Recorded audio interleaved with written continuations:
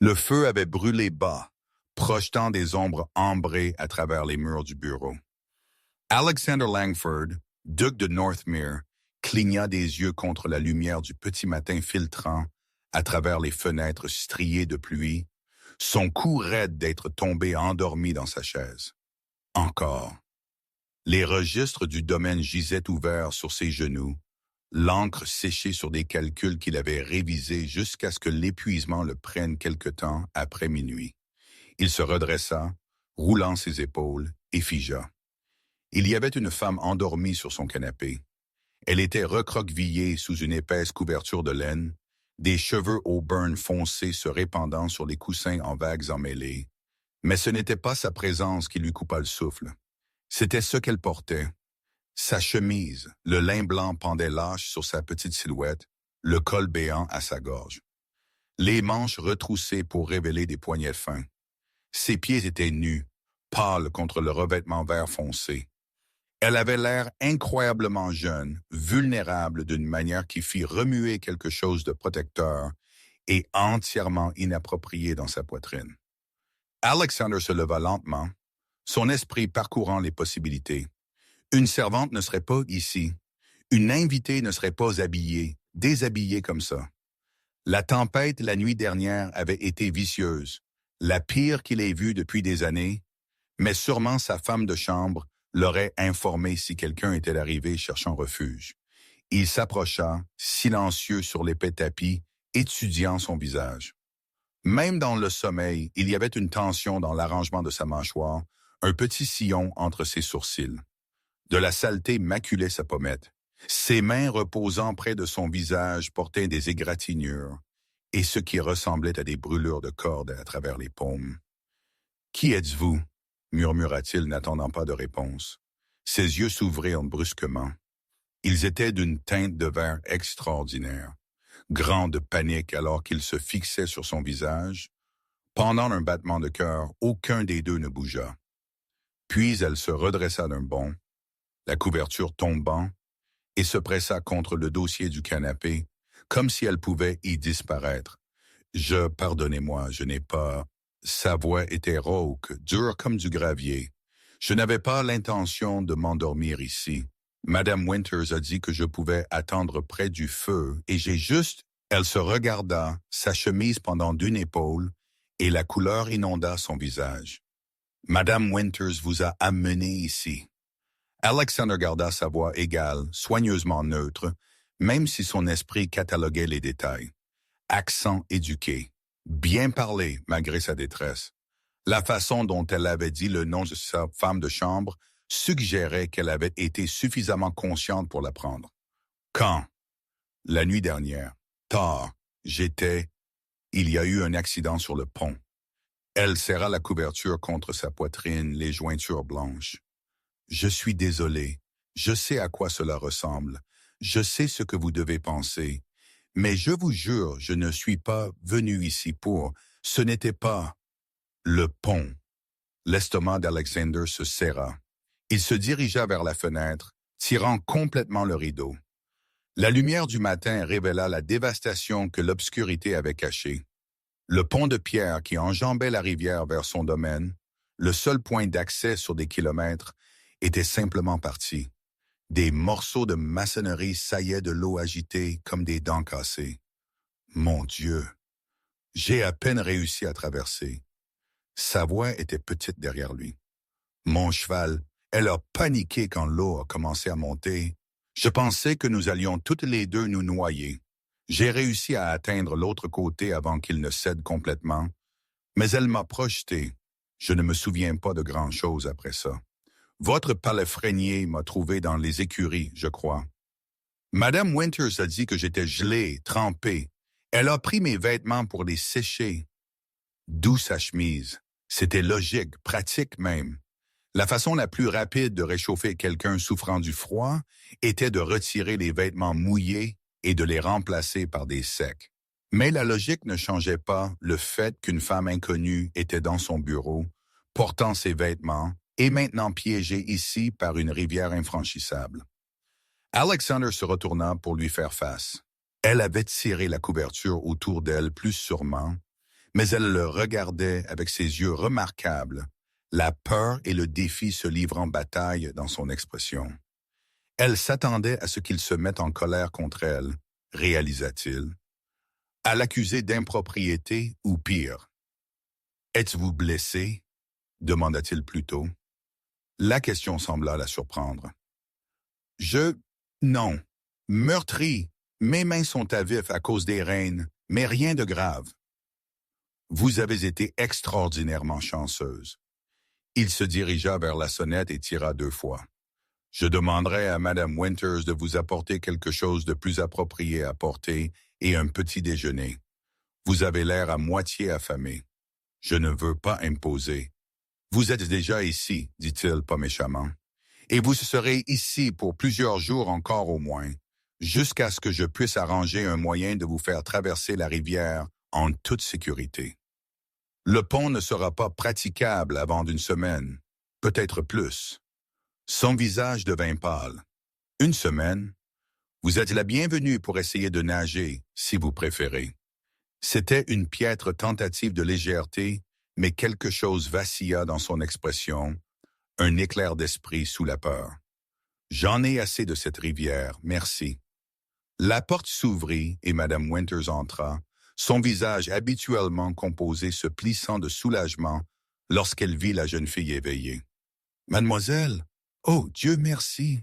Je suis venu vous voir il y a 1 heure, et vous dormiez si profondément que je ne voulais pas vous déranger. » Elle lança à Alexander un regard qui était de pure censure maternelle. « Votre grâce, vous n'étiez pas censé être ici. J'allais réveiller la jeune dame moi-même et la faire s'installer correctement avant que vous ne sachiez quoi que ce soit. » Trop tard pour ça, Alexander fit un geste vers son invité inattendu. « Bien que vous auriez pu mentionner que nous avions une visiteuse qui a failli mourir à ma porte. Il était 3 heures du matin, votre grâce, et vous aviez donné des ordres stricts de ne pas être dérangé pendant que vous travailliez sur les comptes du domaine. J'ai pris une décision. » Madame Winters se dirigea vers le canapé, sa voix s'adoucissant en s'adressant à la jeune fille. « Comment vous sentez-vous, ma chère? Vous nous avez donné une belle frayeur. » « Je suis tellement désolé pour le dérangement. » La voix de la jeune fille trembla. « Je n'ai jamais voulu. Je n'aurais jamais dû venir. C'était une erreur.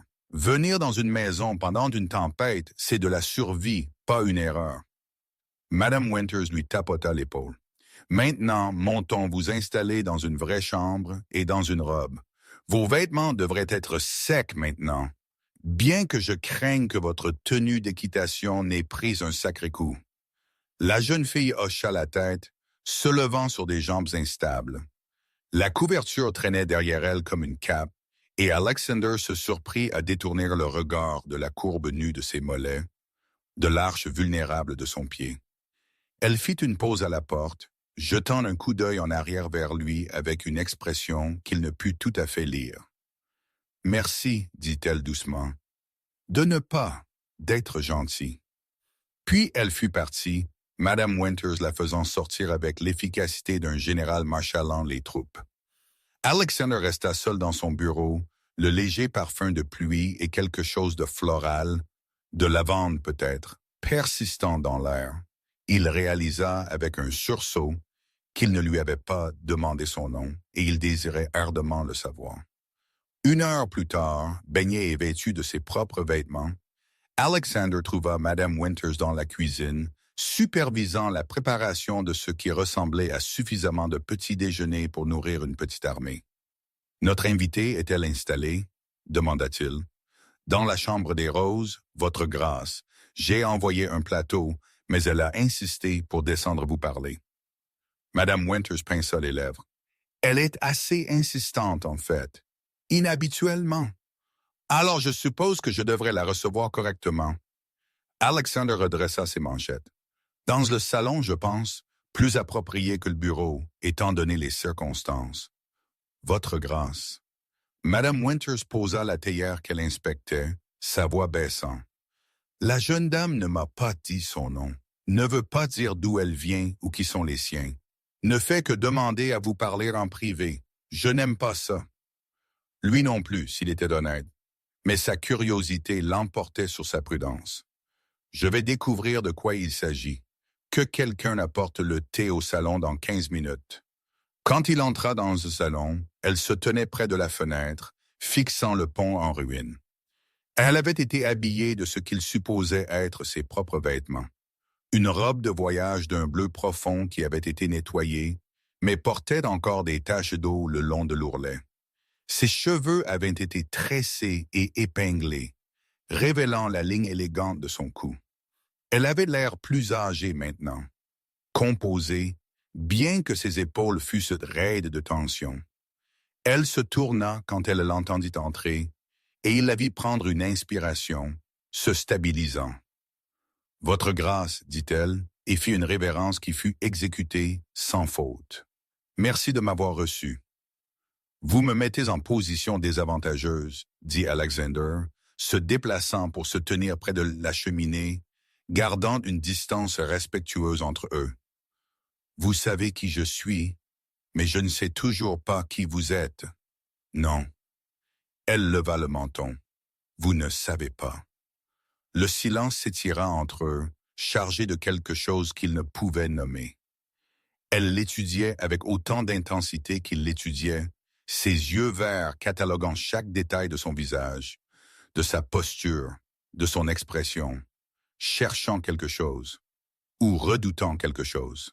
« Mon nom, dit-elle finalement, sa voix stable malgré le tremblement de ses mains, est Lydia Carrington. » Le nom le frappa comme un coup physique. Carrington, sa future épouse portait ce nom. La femme que sa famille avait arrangée pour qu'il épouse, l'alliance que son père avait négociée avant sa mort il y a 3 ans, et que sa mère avait finalisée avant la sienne l'hiver dernier. La femme qu'il n'avait jamais rencontrée, jamais même vue, mais dont la dot et les relations familiales assureraient l'influence politique dont Northmere avait besoin.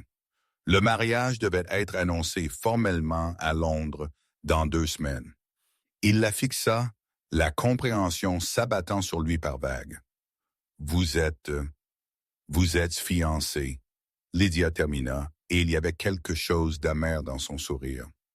Oui, bien que je suppose que ce n'est pas tout à fait comme vous avez imaginé notre première rencontre. Alexander ne pouvait pas parler. Son esprit était en ébullition, essayant de concilier la femme terrifiée dans sa chemise de ce matin avec la créature composée et défiante devant lui maintenant. Essayant de comprendre pourquoi sa future femme traverserait d'une tempête jusqu'à son domaine en secret, risquant sa vie dans le processus. Pourquoi? Le mot sortit plus rude qu'il ne l'avait voulu. Pourquoi êtes-vous ici? Lydia soutint son regard sans détour. Je suis venu vous demander de rompre nos fiançailles. Le thé arriva, porté par une femme de chambre qui sentit clairement la tension dans la pièce et s'enfuit aussi vite que la bienséance le permettait. Ni Alexander ni Lydia ne bougèrent pour le verser. Ils se tenaient face à face comme des duellistes, et il eut la pensée absurde qu'elle semblait prête à s'enfuir de nouveau, non par peur cette fois, mais par pure force de volonté. « Expliquez, dit-il quand le silence devint insupportable. Nos familles ont arrangé ce mariage pour un avantage politique. Vous avez besoin des connexions Carrington au Parlement. Mon père a besoin de votre influence dans le Nord. » La voix de Lydia était clinique, détachée, comme si elle discutait d'un contrat commercial plutôt que de son propre avenir. Aucun de nous n'a eu son mot à dire. Nous ne nous sommes jamais rencontrés. Nous ne nous connaissons pas, et Sa composition se fissura légèrement. Je ne peux pas vous épouser. Ne pouvez pas ou ne voulez pas. Les deux. Alexander se dirigea vers le service à thé, versant 2 tasses avec une attention délibérée, utilisant cette action banale pour se stabiliser. Il savait que ce mariage était arrangé. Il l'avait accepté avec la même résignation qu'il acceptait tous ses devoirs. Comme inévitable, nécessaire, rien à ressentir. Le mariage de ses parents avait été arrangé, celui de ses grands-parents avant cela. C'était simplement comme ça que les choses se faisaient. L'amour, s'il venait plus tard. Le respect et le partenariat étaient ce qui importait. Mais il n'avait jamais considéré que sa fiancée pourrait ne pas partager cette acceptation. Il tendit une tasse à Lydia. Elle la prit, ses doigts frôlant les siens pendant une fraction de seconde, et il sentit ce contact comme de l'électricité statique. « Pourquoi pas ?» demanda-t-il. « Qu'est-ce qui, dans cet arrangement, est intolérable pour vous ?» Elle rit, un son aigu sans humour. « Qu'est-ce qui ne l'est pas? Je suis échangé comme une propriété pour le gain de ma famille. Je n'ai pas le choix où je vivrai, comment je passerai mes jours, qui je... » Elle s'arrêta, se détournant. « J'avais des plans, mes propres rêves. Ils n'importent pas à mon père. Ils n'importeront pas à vous. » « Quel plan? Pourquoi vous en souciez-vous? » Elle posa la tasse de thé intacte, ses mains tremblant. « Vous allez refuser. Vous enverrez le mot à mon père que je suis ici, que je me suis comporté honteusement en venant seul, et il me traînera à Londres et me fera marcher dans l'allée que je le veuille ou non. Alors pourquoi prétendre que ma réponse importe? » Alexander l'étudia, l'inclinaison défiante de son menton, la façon dont elle se tenait comme si elle était prête pour un coup. Elle s'attendait à ce qu'il soit un méchant dans cette histoire, s'attendait à de la cruauté ou au minimum de l'indifférence. « J'ai demandé, » dit-il doucement, « parce que je veux savoir. » Lydia se tourna, cherchant son visage. Quoi qu'elle y vit, quelque chose dans son expression changea, l'armure fragile se fissurant juste assez pour le laisser entrevoir la femme en dessous. « Je veux étudier l'illustration botanique, dit-elle, à Florence. Il y a une femme là-bas, Signora Benedetti, qui enseigne les techniques classiques. Ma mère, » sa voix se brisa. « Ma mère était une artiste, une talentueuse. Elle a tout abandonné quand elle a épousé mon père. Au moment où j'étais assez âgé pour comprendre, elle s'était convaincue que sa peinture avait été une perte de temps frivole, un rêve enfantin. Elle est morte en croyant qu'elle avait fait le bon choix, sacrifiant tout pour le devoir. Et vous avez peur de faire la même chose? Je sais que je le ferai. » Les mots étaient à peine un murmure. « Parce qu'une fois que je vous épouse, votre grâce, j'appartiendrai à vous. Mon temps, mes intérêts, mon avenir, tout cela sera à vous de le dicter. Et un jour je me réveillerai et réaliserai que j'ai entièrement disparu. » L'accusation piqua précisément parce qu'il ne pouvait pas entièrement la réfuter. Il n'avait pas pensé à ce que sa future duchesse pourrait vouloir au-delà de l'accomplissement de son rôle, n'avait pas considéré qu'elle pourrait avoir des rêves qui existaient en dehors des limites de ses attentes. « Alors vous avez traversé une tempête pour me demander de vous libérer de nos fiançailles, » dit-il lentement. « Vous avez risqué votre vie pour une chance de liberté. »« Oui. Et si je refuse? » Les épaules de Lydia s'affaissèrent, le combat la quittant. « Alors j'aurais au moins essayé. Je saurais que je n'ai pas simplement accepté ma cage sans me battre pour quelque chose de plus. » Alexander posa sa propre tasse et se dirigea vers la fenêtre, regardant le pont détruit. La rivière s'agitait en dessous, gonflée par la pluie, transportant des morceaux de pierre brisés vers la mer. Il y a une semaine, ce pont avait été solide, permanent. Maintenant, il était parti, le paysage irrévocablement changé. « Je ne romprai pas les fiançailles, » dit-il. Il entendit sa forte inspiration, sentit sa déception comme un poids physique dans la pièce. « Mais, » continua-t-il, se tournant pour lui faire face, « vous êtes piégé ici pour les prochains jours. Le pont est impraticable et la rivière trop dangereuse pour traverser autrement. Puisque nous sommes tous les deux bloqués, peut-être devrions-nous utiliser le temps pour nous rencontrer réellement, correctement. » Lydia le fixa. « Quoi? Vous avez dit que nous ne nous connaissions pas. Vous avez raison. Je connais votre nom et les positions politiques de votre père et la taille de votre dot, mais je ne vous connais pas. Ce qui vous importe, ce qui vous effraie, ce qui vous rend prête à tout risquer. » Il soutint son regard.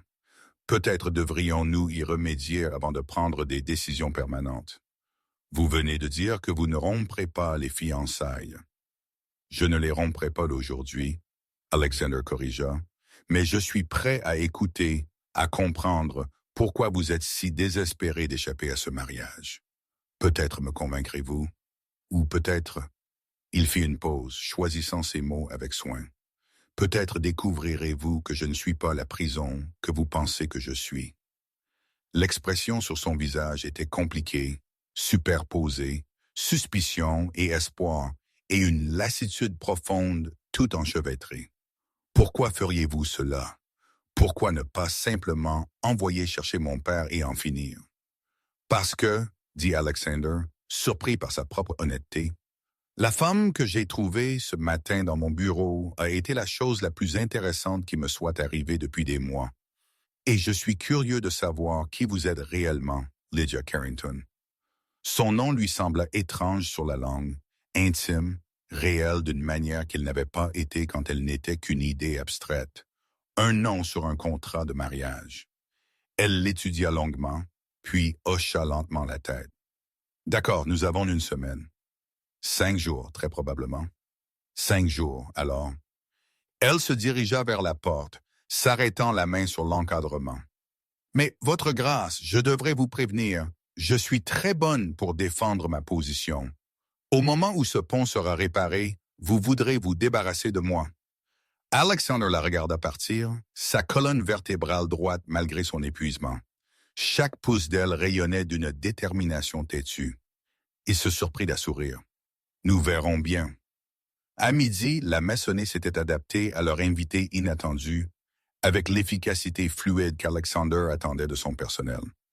Madame Winters avait installé Lydia dans la chambre des roses, avec tout ce dont elle avait besoin, et la suspicion initiale de la gouvernante s'était transformée en quelque chose ressemblant à une préoccupation protectrice, une fois qu'elle avait appris, par l'explication soigneusement vague d'Alexander, que Mademoiselle Carrington était une lointaine parente échouée par la tempête. Ce n'était pas tout à fait un mensonge. Ils étaient sur le point de devenir une famille, après tout. Alexander envoya des messages aux 2 domaines, le sien et le sien, expliquant que Mademoiselle Carrington était en sécurité mais retardée en raison de l'effondrement du pont et qu'elle serait ramenée chez elle dès que le passage pourrait être arrangé. Il rédigea sa lettre à son père avec un soin particulier, précisant qu'elle était arrivée cherchant refuge contre la tempête et rien de plus. C'était la vérité, sinon toute la vérité. Ce qu'il ne mentionna pas, c'était sa demande de rompre leur fiançailles. Cette conversation, décida-t-il, était la leur seule. Le déjeuner fut servi dans la plus petite salle à manger, un espace plus intime que le hall formel. Lydia apparut rapidement, sa robe de voyage humide remplacée par quelque chose que Mme Winters avait dû trouver en réserve, une robe de jour gris doux qui lui allait raisonnablement bien qu'elle fût légèrement trop longue et clairement démodée d'une décennie. Elle avait laissé ses cheveux dans sa simple tresse, et Alexander remarqua qu'elle se déplaçait avec raideur, favorisant son côté gauche. « Hugh a dit que vous n'étiez pas blessé, » observa-t-il en lui tenant la chaise. « Les ecchymoses ne sont pas des blessures, mais elles grimpa en s'asseyant. J'ai peut-être sous-estimé à quel point j'ai frappé le sol. Je ferai venir le médecin du village demain si l'eau se retire suffisamment. Ce n'est pas nécessaire. Ce n'était pas une question, Mademoiselle Carrington. » Ses yeux brillèrent. « Je ne suis pas habitué à recevoir des ordres, votre grâce. Et je ne suis pas habitué à ce que les invités mentent sur leur bien-être. » Il prit sa propre place. « Devons-nous appeler ça quitte? » Pendant un instant, il pensa qu'elle pourrait argumenter. Puis, de manière inattendue, elle rit, un vrai rire surpris d'elle. C'est juste.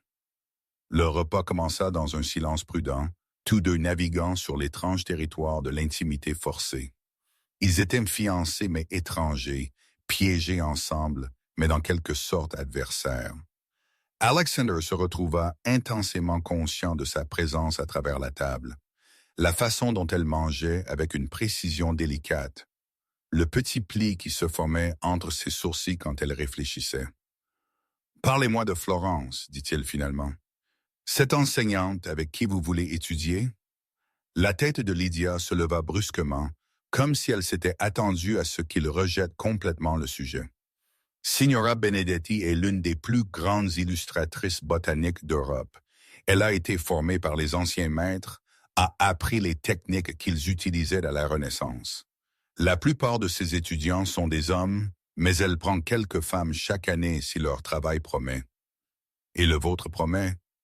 Je pense que oui. J'espère que oui. Elle posa sa fourchette. Ma mère m'a appris à dessiner quand j'étais jeune. Les plantes, les fleurs, tout ce qui poussait dans notre jardin. Après sa mort, j'ai continué à pratiquer. C'était la seule partie d'elle qui me restait. Sa voix s'adoucit. L'année dernière, j'ai envoyé un portfolio à Signora Benedetti. Elle m'a répondu en disant que j'avais un talent qui valait la peine d'être développé, que si je pouvais venir à Florence, elle me prendrait. Mais vous auriez besoin de la permission de votre père pour voyager, ce qu'il a refusé dès que je l'ai suggéré. L'amertume se glissa dans le ton de Lydia. Il a dit que c'était une perte de temps absurde, que je me marierais bientôt de toute façon, et que mon mari n'autoriserait certainement pas de telles bêtises. L'art est un passe-temps pour les épouses ennuyées, pas une poursuite sérieuse. Alexander entendit l'écho des mots de son père dans sa voix, la façon dont elle avait internalisé ce rejet. « Avez-vous vos croquis avec vous? » Elle cligna des yeux. « Quoi? Vos illustrations botaniques.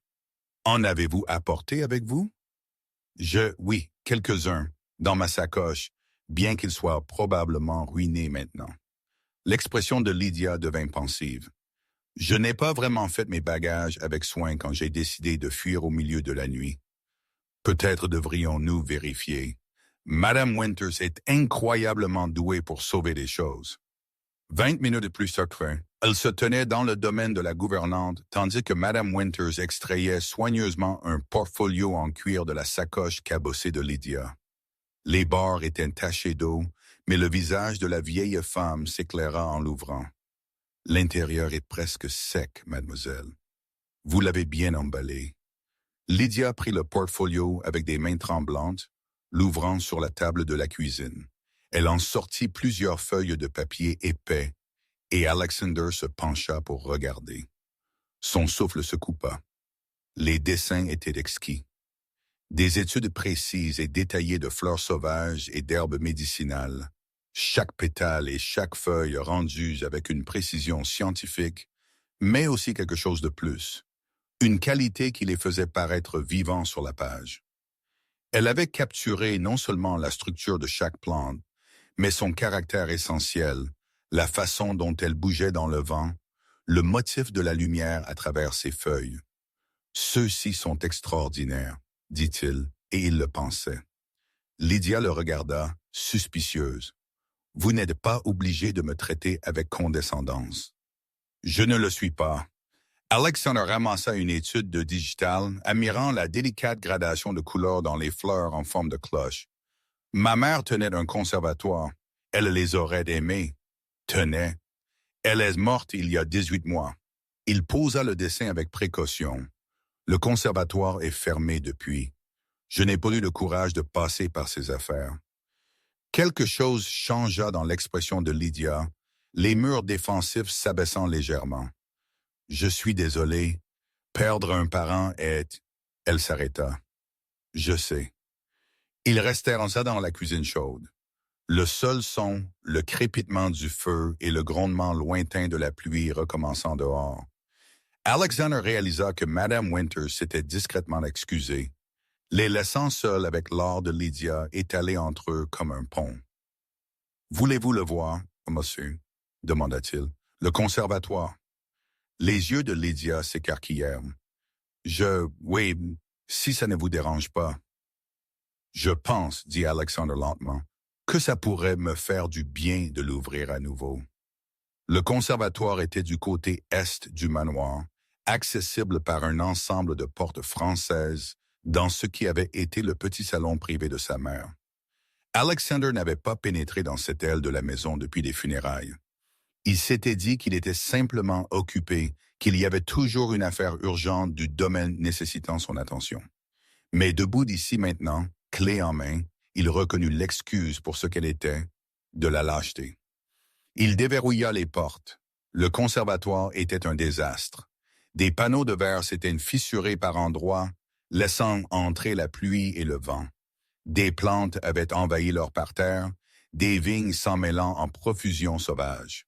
D'autres étaient mortes par négligence, laissant de tristes tiges brunes parmi le chaos. L'air sentait la terre et la décomposition, et quelque chose de doux qu'il ne pouvait identifier. Lydia passa devant lui, entrant dans l'espace avec la révérence prudente de quelqu'un entrant dans une cathédrale. « Oh » souffla-t-elle. « C'est un désordre, » dit Alexander.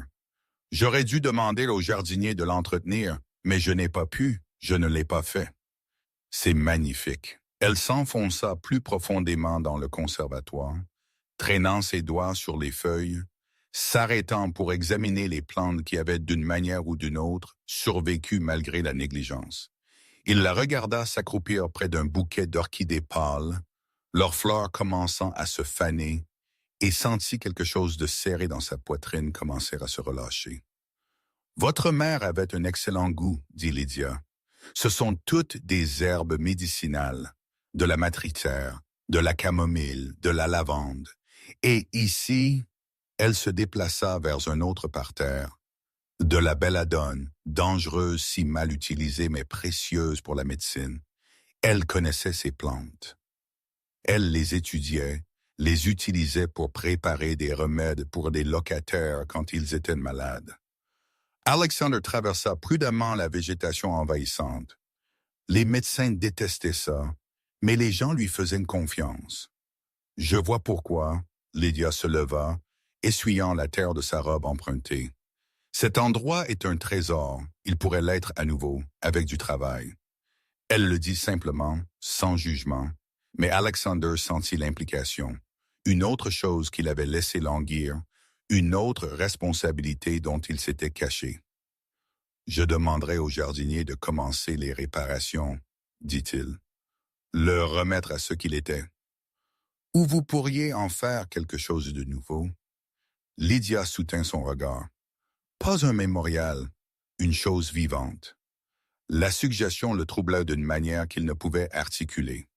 Mais avant qu'il ne puisse répondre, Lydia se pencha soudainement, s'exclamant de plaisir. « Est-ce que ça ne peut pas être...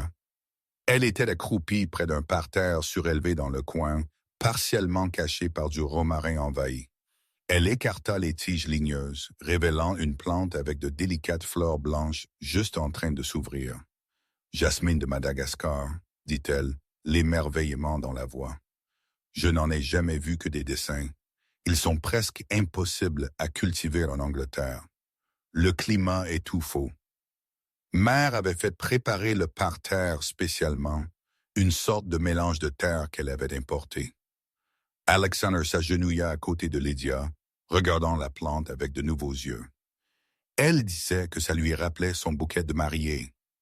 Lydia tendit la main, s'arrêtant juste avant de toucher les fleurs. « Puis-je le dessiner? Maintenant, si ça ne vous dérange pas, tant que la lumière est encore bonne. » Elle le regarda, et il y avait quelque chose de brut dans son expression. Je n'aurais peut-être jamais une autre chance d'en voir un. L'implication tacite planait entre eux, car une fois qu'elle partirait d'ici, une fois qu'elle retournerait à Londres, son destin serait scellé d'une manière ou d'une autre. Soit elle l'épouserait et abandonnerait ses rêves, soit ou quoi. Il n'avait toujours pas décidé ce qu'il ferait s'il rompait les fiançailles. Les conséquences politiques à elles seules seraient significatives. « Je ferai apporter votre portfolio ici, dit-il, et du matériel de dessin approprié si nous en avons. » Le sourire de Lydia fut comme le soleil perçant les nuages. « Merci. » Il la laissa là parmi les plantes, esquissant le jasmin avec une concentration féroce, et revint à travers la maison dans un état second. Madame Winters l'intercepta dans le hall, son regard entendu suggérant qu'elle avait observé de quelque part. « La jeune dame s'installe donc ?» demanda-t-elle doucement. « Elle est dans le conservatoire, en train de dessiner. » Dessiner. L'expression de Madame Winters s'adoucit. « Votre mère aurait aimé ça. Elle a toujours dit que cette pièce devrait être pleine de vie. » Alexander hocha la tête, ne se faisant pas confiance pour parler. Il continua vers son bureau, fermant la porte derrière lui, et resta un long moment à fixer le canapé où il avait vu Lydia pour la première fois, recroquevillée dans le sommeil. Il lui avait dit qu'il ne romprait pas les fiançailles, s'était dit que ce mariage était nécessaire, avantageux, exactement ce dont sa famille avait besoin. Mais la regarder s'illuminer à la vue d'une fleur, l'écouter parler des rêves de sa mère et des siens. Il commençait à soupçonner que cet arrangement était bien plus compliqué qu'il ne l'avait jamais imaginé. Le dîner ce soir-là fut une affaire plus calme. Lydia apparut avec des taches d'encre sur les doigts et un regard lointain dans les yeux qui suggérait que son esprit était encore dans le conservatoire. Alexander ne s'en soucia pas. Il se retrouva satisfait de simplement l'observer, notant la façon dont elle rentrait une mèche de cheveux derrière son oreille quand elle réfléchissait, le petit sourire qui jouait sur ses lèvres quand elle était contente de quelque chose. « J'ai terminé l'étude du jasmin, » dit-elle finalement, alors que le plat de soupe était débarrassé, et commencé à cataloguer les autres plantes. Il y a au moins 40 espèces là-dedans, peut-être plus.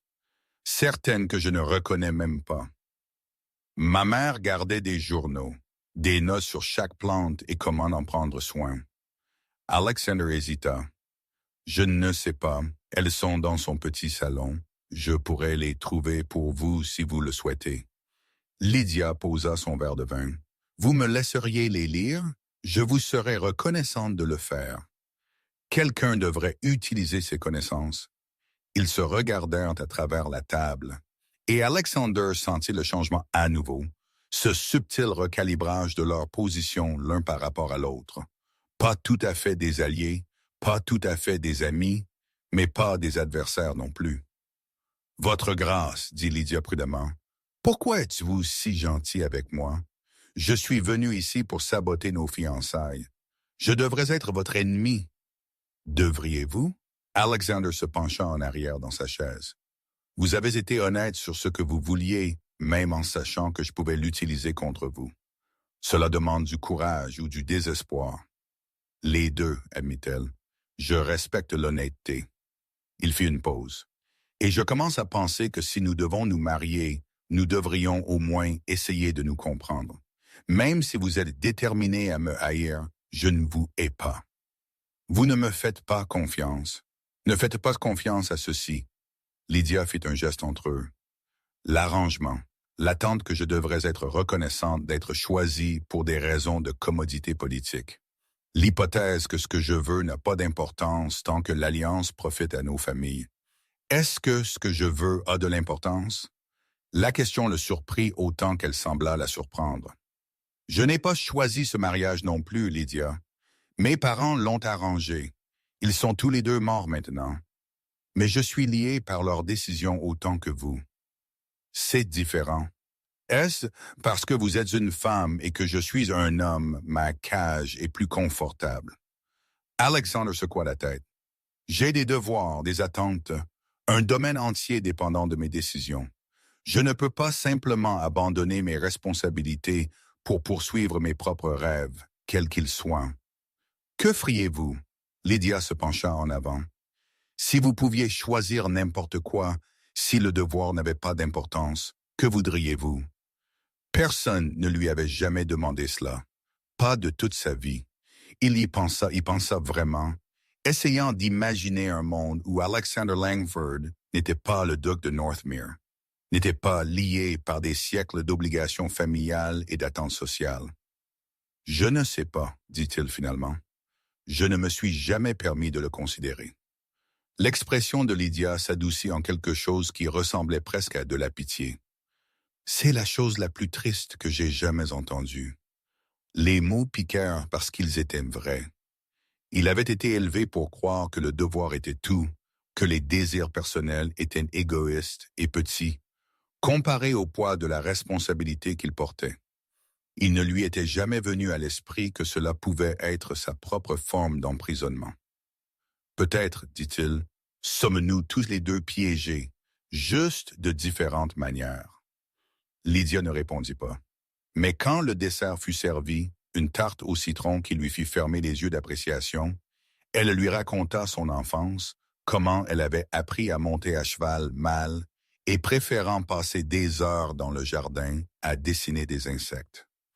Il lui parla de son père, sévère et distant, et de sa mère qui avait créé le conservatoire comme sa propre petite rébellion contre une vie qui laissait peu de place à la joie. Ils parlèrent jusqu'à ce que les bougies brûlent bas et que les domestiques commencent à débarrasser la table avec une efficacité pointue. Quand Lydia s'excusa finalement pour la soirée, elle fit une pause à la porte. « Merci, dit-elle, pour le dîner, pour avoir écouté, pour ne pas être ce à quoi je m'attendais. Qu'est-ce que vous attendiez? Quelqu'un qui ne me verrait pas du tout. » Elle sourit, mais c'était teinté de tristesse. « Bonne nuit, votre grâce. » « Alexander, dit-il impulsivement, si nous devons être honnêtes l'un avec l'autre, vous devriez m'appeler Alexander. » Elle l'étudia longuement. « Bonne nuit, Alexander. » Il resta dans la salle à manger longtemps après qu'elle soit partie, finissant son vin et pensant aux cages et au choix, et à la femme qui avait traversé une tempête pour demander sa liberté. Dehors, la pluie continuait de tomber. Les 3 jours suivants tombèrent dans un rythme inattendu. Les matins, Lydia travaillait dans le conservatoire, esquissant des plantes et consultant les journaux de sa mère, qu'Alexander lui avait livrés avec du matériel de dessin supplémentaire commandé au village. Les après-midi, il se promenait sur le domaine quand le temps le permettait ou jouait aux échecs dans la bibliothèque quand il ne le permettait pas. Lydia était une piètre joueuse d'échecs, mais une bonne perdante, et son rire quand il gagnait des parties particulièrement astucieuses lui donnait envie de continuer à jouer. Les soirs, ils dînaient ensemble et parlaient de tout, des livres, de la politique, des rituels sociaux absurdes de la haute société, de leurs enfances respectives. Elle lui raconta la pression croissante de son père pour assurer un mariage avantageux, la façon dont il l'avait exhibé devant chaque célibataire éligible à Londres comme une jument primée. Il lui parla du poids écrasant du duché, de la tâche impossible de maintenir un domaine de cette tente tout en naviguant dans des alliances politiques qu'il n'avait jamais demandées. Ils ne parlèrent pas des fiançailles, de la décision toujours en suspens entre eux. Elle planait dans l'air comme du brouillard, mais aucun des deux ne semblait vouloir briser la paix fragile qu'ils avaient construite. Le 4e matin, Alexander se réveilla dans le silence. La pluie avait finalement cessé. Il trouva Lydia déjà dans le conservatoire, travaillant sur un catalogue exhaustif de chaque plante. Elle avait transformé l'espace en quelques jours seulement, nettoyant la végétation morte, organisant les parterres, dirigeant même le jardinier pour les réparations des panneaux de verre. Ses cheveux étaient épinglés de manière désordonnée, de la terre maculait sa joue, et elle n'avait jamais été aussi belle. « Le pont, dit-il, et la regarda s'immobiliser. « Il commence les réparations aujourd'hui. L'eau a suffisamment baissé. » Lydia ne se retourna pas. « Combien de temps? » « 3 jours, peut-être 4. Je vois. » Le silence s'étira entre eux, lourd de tout ce qu'ils n'avaient pas dit. « Il y a quelque chose que je veux vous montrer, dit Alexander. Si vous voulez bien, elle le regarda finalement. « Quoi? » « Une surprise. Venez avec moi. » Il la mena à travers le manoir jusqu'à l'aile ouest, à un ensemble de pièces qui avaient été fermées pendant des années, les appartements privés de sa mère. Il les avait évités encore plus rigoureusement que le conservatoire, mais la nuit dernière, il avait pris une décision. Alexander ouvrit la porte. La pièce au-delà était lumineuse de la lumière du matin qui filtrait à travers de hautes fenêtres, mais ce n'était pas le salon qui fit halter Lydia. C'était ce qui le remplissait. Des chevalets, des dizaines d'entre eux, de différents styles. Des toiles empilées contre les murs, des peintures, des pinceaux, des crayons à dessin de toutes les qualités, une table de travail couverte de fournitures. Dans le coin, une presse à imprimer pour faire de multiples copies d'illustrations. « Le studio d'art de ma mère, dit Alexander doucement. Elle l'a fait construire l'année précédant sa mort. Mais elle était trop malade pour beaucoup l'utiliser. J'ai pensé, si vous devez être piégé ici, vous pourriez aussi bien avoir l'équipement approprié. Lydia traversa la pièce comme une somnambule, touchant à tout avec des doigts révérencieux. Elle ramassa un ensemble de pinceaux, leur poil encore parfait, inutilisé, passa sa main sur une toile vierge. Quand elle se tourna vers lui, il y avait des larmes dans ses yeux. « Pourquoi? » murmura-t-elle. « Parce que vous devriez avoir la chance de créer quelque chose qui compte pour vous. » Alexander resta dans l'embrasure de la porte, lui donnant de l'espace. « Même si ce n'est que pour quelques jours de plus. »« Je ne vous comprends pas. » Lydia secoua la tête. « Vous auriez pu simplement me garder confortable et me renvoyer chez moi quand le pont serait prêt. Au lieu de cela, vous, pourquoi me donnez-vous cela? »« Peut-être, dit-il. Je veux que vous voyiez que m'épouser n'a pas à signifier abandonner tout ce qui vous tient à cœur. » Les mots planèrent entre eux, nus et beaucoup trop révélateurs. Lydia le fixa et il la regarda changer d'expression à travers une douzaine d'émotions. Surprise, confusion, quelque chose qui aurait pu être de l'espoir.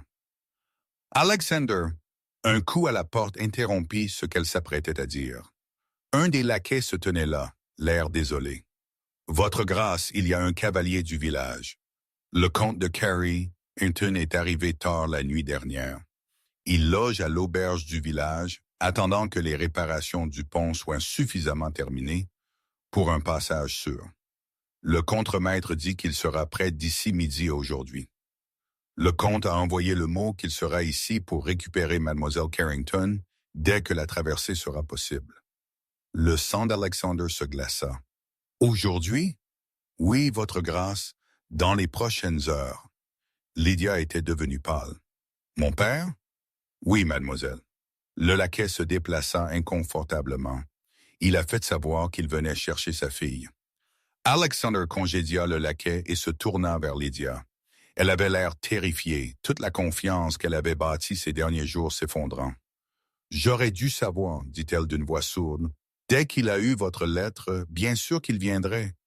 Il ne peut pas me laisser prendre des décisions seule. Lydia, c'est fini. » Elle posa les pinceaux, ses mains tremblantes. « Quoi que ce soit, quoi que j'aie cru possible, c'est fait. Il me ramènera à Londres et les fiançailles se dérouleront exactement comme prévu et rien de tout cela n'aura eu d'importance. Ça m'importe. » Elle le regarda et la dévastation dans ses yeux le toucha plus profondément qu'il ne l'aurait cru possible. « Ça importe? Assez pour agir réellement. » Elle rit, un son brisé. « Vous avez dit que vous ne romprez pas les fiançailles. Vous avez dit que le mariage était nécessaire, avantageux. Tout cela n'était-il que, quoi, une agréable diversion, une façon de me rendre plus malléable à mon destin? » Non, Alexander s'approcha d'elle puis s'arrêta, impuissant. « Je ne sais pas ce que c'est, mais ce n'est pas un jeu, Lydia, ces derniers jours. Apprendre à vous connaître. » Non, rien changé.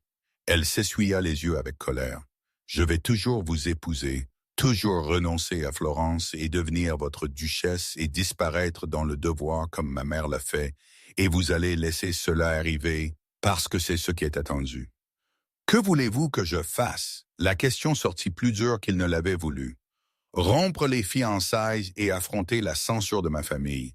Détruire l'alliance pour laquelle nos deux pères ont travaillé. Vous laisser partir pour Florence et faire comme si rien de tout cela n'était arrivé? Je veux que vous le vouliez. » Les mots jaillirent d'elle, bruts et désespérés.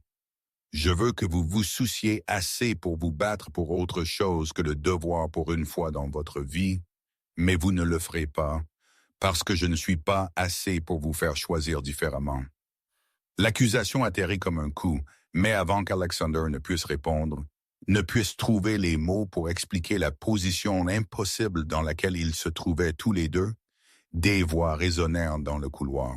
« Où est-ce ma fille? » La voix du comte Carrington portait l'autorité particulière d'un homme habitué à être obéi. Alexander entendit les tons plus calmes de Madame Winters essayant de le retenir, mais le comte n'était clairement pas à décourager. Lydia se redressa, s'essuyant le visage de ses larmes, se transformant sous ses yeux en quelqu'un de composé et d'indifférent. C'était comme la regarder enfiler une armure. « Je devrais descendre, dit-elle d'un ton monocorde, affronter cela.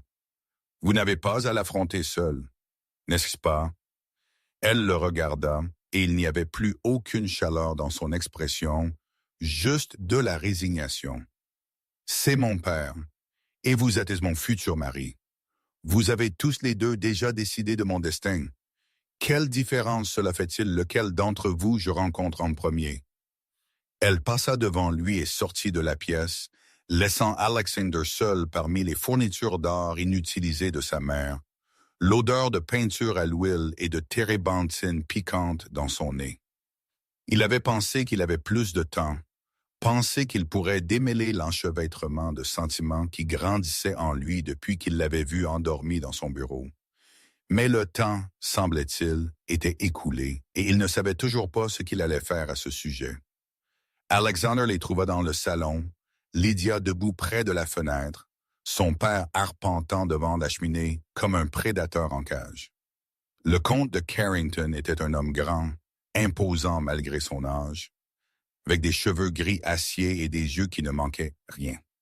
Ses yeux se fixèrent sur Alexander au moment où il entra. « Northmere », le ton du comte était sec. « Je suppose que ma fille a été convenablement logée durant sa visite inattendue. » « Mademoiselle Carrington a été une parfaite invitée, » dit Alexander, se déplaçant pour se tenir près de Lydia, pas tout à fait à côté d'elle, mais assez près pour clarifier sa position.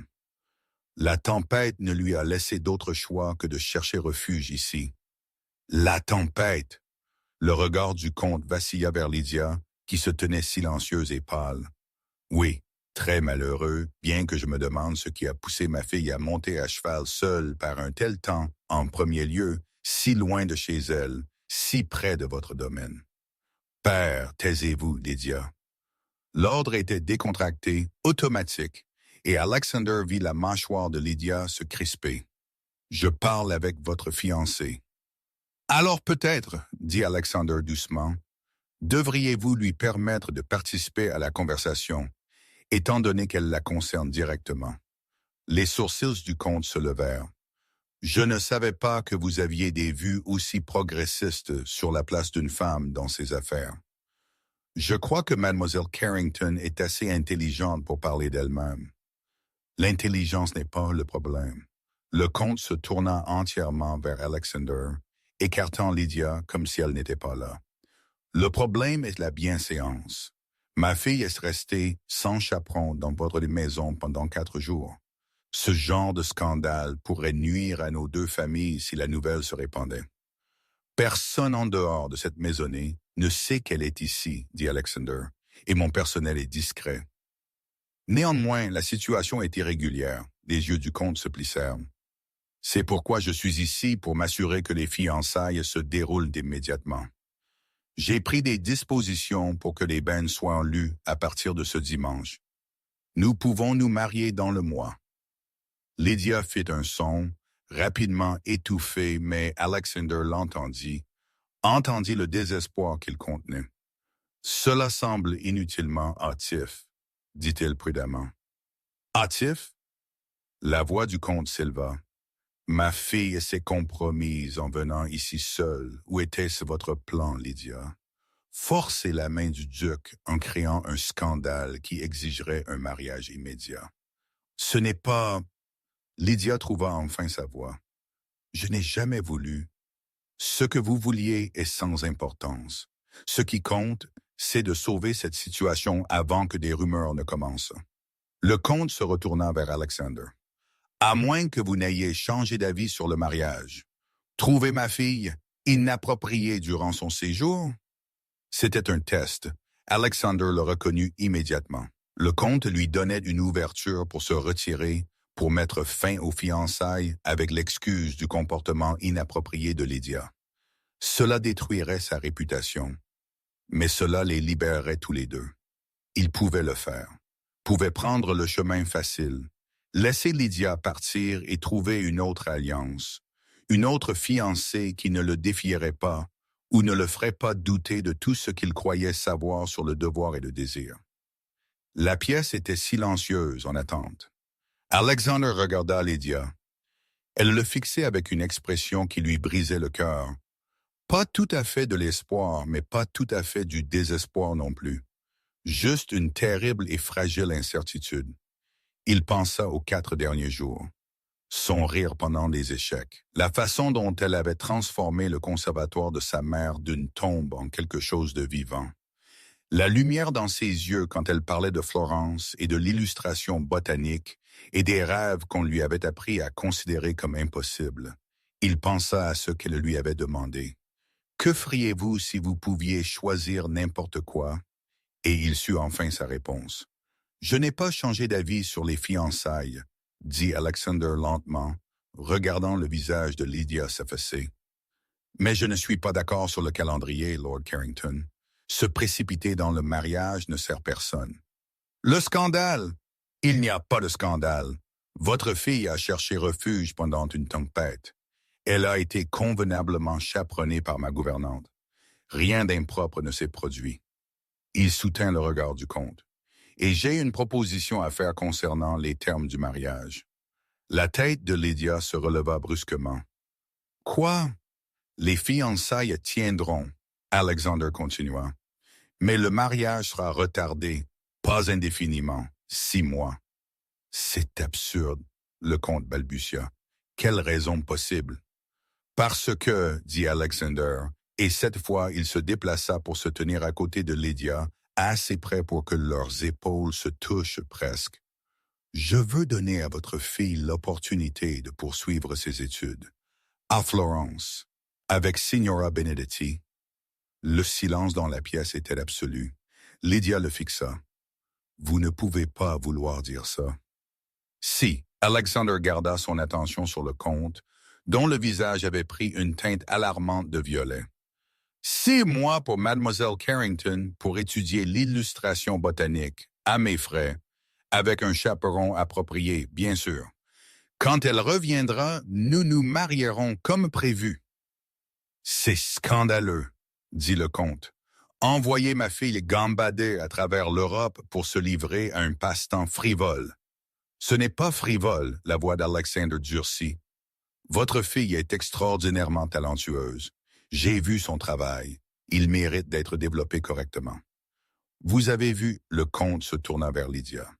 Comment vous lui avez montré vos croquis, gaspillant le temps du duc avec vos dessins enfantins?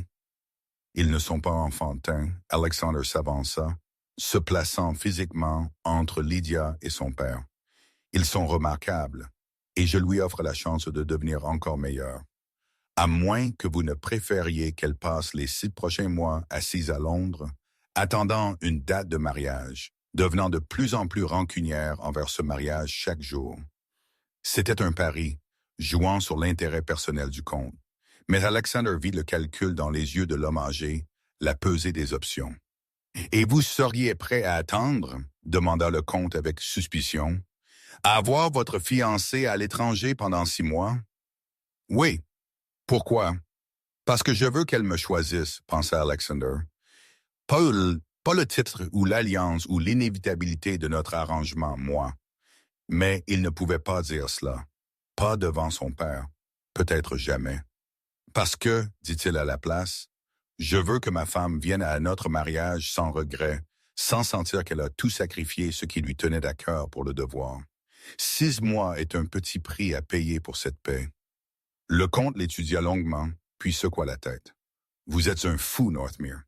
Donnez un pouce à une femme et elle prendra 1 000. Laissez Lydia aller à Florence et elle trouvera une raison de ne jamais revenir. » « Alors peut-être, » dit Alexander doucement, « je devrais lui donner une raison de revenir. » Il regarda enfin Lydia. Elle le fixait avec une expression qu'il ne pouvait lire, ses yeux brillants de larmes contenues. Sa voix se brisa. « Je ne comprends pas. Vous m'avez demandé ce que je choisirais si le devoir n'avait pas d'importance, » dit Alexander. « Je choisis ceci. Vous, votre bonheur, même si cela me coûte 6 mois, et la certitude que je pensais vouloir. » « C'est de la folie, » marmonna le comte. Mais il hésitait. Alexander pouvait le voir. La dépense seule est à ma charge. J'organiserai tout. Le voyage, les hébergements, le chaperon, tout. Alexander tendit sa main à Lydia. Si vous voulez y aller. Elle regarda sa main tendue comme si elle pouvait la brûler. Et si je le fais, si je vais à Florence et que j'étudie avec Signora Benedetti et que je reviens dans 6 mois, qu'alors? Nous nous marions comme si rien de tout cela n'était arrivé. Nous nous marions, Alexander confirma. Mais vous aurez eu votre chance, votre rêve. Et peut-être, il hésita, peut-être reviendrez-vous en sachant que ce mariage n'a pas à être une cage, que je ne suis pas votre ennemi. Vous m'offrez tout ce que je voulais, murmura Lydia. Pourquoi? Parce que vous voir vous battre pour vos rêves m'a rappelé que j'avais cessé de me battre pour quoi que ce soit. Alexander laissa sa main tomber, ne voulant pas la presser. Je ne peux pas vous libérer de ces fiançailles, mais je peux vous donner 6 mois. Ce que vous en faites est votre choix. Le comte fit un son exaspéré. C'est très irrégulier, le scandale, si quelqu'un découvre. Personne ne découvrira si nous contrôlons le récit, dit Alexander. Nous annonçons que les fiançailles tiennent, mais que le mariage est retardé pour permettre à Mademoiselle Carrington de suivre un cours d'études à l'étranger, quelque chose de parfaitement acceptable pour une femme de son rang. Nous le présentons comme mon cadeau à ma future épouse, romantique même. Romantique, le comte répéta platement. Vous la laissez s'enfuir en Italie et vous appelez ça romantique. Je lui donne ce qu'elle a demandé, ce pourquoi elle était prête à risquer sa vie. Alexander regarda à nouveau Lydia. La question est de savoir si elle le veut toujours. Les mains de Lydia tremblaient. Elle les joignit, le fixant avec une intensité qui lui fit mal à la poitrine. Vous feriez vraiment ça, me laisser partir? Oui. Et vous attendriez mon retour? Oui. Pourquoi devrais-je vous croire? Les mots sortirent bruts, désespérés. Vous avez dit vous-même que ce mariage est nécessaire, avantageux. Et si vous changez d'avis pendant mon absence? Et si vous décidez que je suis trop de problèmes et que vous rompez les fiançailles quand même? Alors vous seriez libre, Alexander dit simplement. N'est-ce pas ce que vous vouliez? Lydia s'arrêta et il la regarda réaliser le piège qu'elle s'était tendu. Si elle disait oui, elle admettrait qu'elle voulait lui échapper. Si elle disait non, elle admettrait que quelque chose avait changé au cours des 4 derniers jours, quelque chose qu'aucun d'eux ne savait nommer. Le comte brisa le silence par un soupir lourd. Bien, 6 mois. Mais il y aura des conditions, Northmere. Un chaperon approprié, une correspondance régulière, et à la fin de cette période, le mariage se déroule immédiatement. Plus de retard. D'accord. Alexander tendit sa main, et après un moment d'hésitation, le comte la serra. Lydia, va faire tes bagages, ordonna le comte. Nous partons dès que le pont est entièrement praticable. Le contremaître m'assure que ce sera dans 2 heures. Maintenant, la voix de Lydia monta. Mais je pensais. Vous pensiez que vous auriez plus de temps pour continuer cette mascarade. J'ai attendu dans cette misérable auberge du village pendant 2 jours, regardant les ouvriers réparer les dégâts causés par votre imprudence. Nous partons aujourd'hui. Le comte se dirigea vers la porte, puis fit une pause. Et Lydia, quand vous écrirez pour remercier le duc de sa générosité, rappelez-vous que cet arrangement dépend de votre bonne conduite. Tout indice de scandale et l'offre est nulle. Il partit et soudain la pièce sembla énorme et vide. Lydia et Alexander se tenaient face à face, aucun des deux n'étant tout à fait capable de combler la distance entre eux. Je devrais y aller, dit Lydia finalement. Faire mes bagages. Attendez. Alexander lui prit la main, la première fois qu'il la touchait délibérément depuis ce matin, quand leurs doigts s'étaient frôlés sur la tasse de thé. Vous n'avez pas dit si vous vouliez cela, si vous iriez à Florence. Bien sûr que je le veux, mais sa voix tremblait. C'est tout ce que j'ai demandé, tout ce pourquoi je suis venu ici pour me battre. Alors pourquoi avez-vous l'air si incertaine? Lydia retira sa main, se serrant les bras. Je ne suis pas sûr, parce qu'il y a 4 jours, échapper à ses fiançailles était tout ce qui m'importait. Et maintenant vous me donnez exactement ce que je voulais, et je... Elle s'arrêta, secouant la tête. Je ne sais plus ce que je ressens. Dites-le moi. Je ne peux pas. Elle recula vers la porte. J'ai besoin de réfléchir. J'ai besoin de... Je dois y aller. Elle s'enfuit, laissant Alexander seul dans le salon. Avec le fantôme de sa confusion planant dans l'air. Il l'avait fait.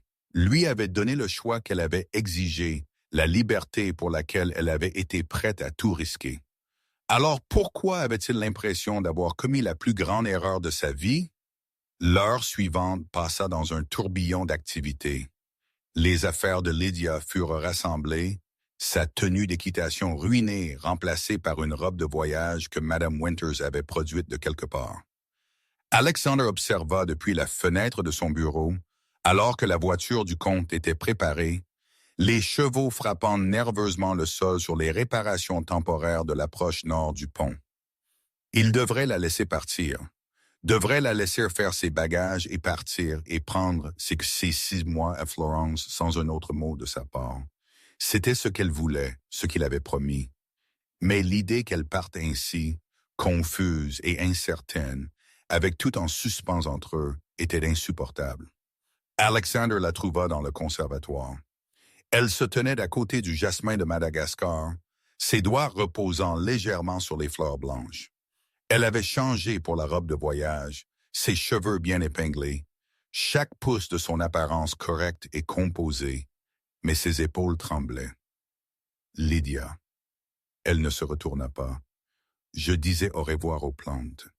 Insensé, je sais, elles ne se souviendront pas de moi. J'en prendrai soin.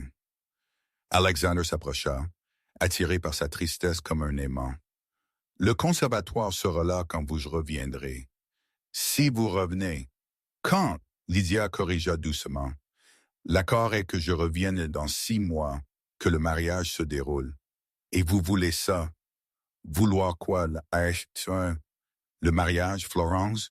Je voulais Florence il y a 4 jours, j'en étais certaine. Mais maintenant, sa voix se brisa. Maintenant, je ne sais plus ce que je veux, et je déteste ça. Je déteste que vous ayez tout compliqué. Je suis désolé. Non, vous ne l'êtes pas. Elle se tourna enfin pour lui faire face, et ses yeux étaient rougis. Vous avez fait ça exprès. Vous m'avez montré le studio, m'avez donné accès aux journaux de votre mère, vous avez écouté quand je parlais de mes rêves. Vous m'avez fait vous voir comme une personne au lieu de juste un obstacle. Auriez-vous préféré que je sois cruel? Demanda Alexander. Méprisant? Oui. Le mot sortit féroce. Parce qu'alors je pourrais partir sans regarder en arrière. Pourrais aller à Florence et passer 6 mois à devenir l'artiste que je veux être, sans avoir l'impression de fuir quelque chose d'important. Que fuyez-vous? Lydia rit, un son brisé. Vous, ceci, la possibilité que je me sois trompé sur ce que signifierait vous épouser. Elle pressa ses mains sur son visage. Je suis venue ici si certaine que vous seriez comme mon père, que vous me verriez comme une propriété, quelque chose à gérer et à contrôler. Mais vous n'êtes pas du tout comme lui, et ça me terrifie. Pourquoi ça vous terrifie? Parce que si vous n'êtes pas le méchant que j'attendais, alors peut-être que je fais une erreur en partant. Elle baissa les mains, rencontrant son regard directement. Et si je reste, si j'abandonne Florence, je ne saurais jamais si j'aurais pu être plus qu'une simple épouse, juste une autre femme qui a sacrifié ses rêves pour un homme. Les mots touchèrent profondément, mais Alexander les comprit le choix impossible auquel elle était confrontée entre la vie qu'elle avait toujours imaginée et la vie qui avait inopinément commencé à prendre forme entre eux au cours de 4 jours pluvieux.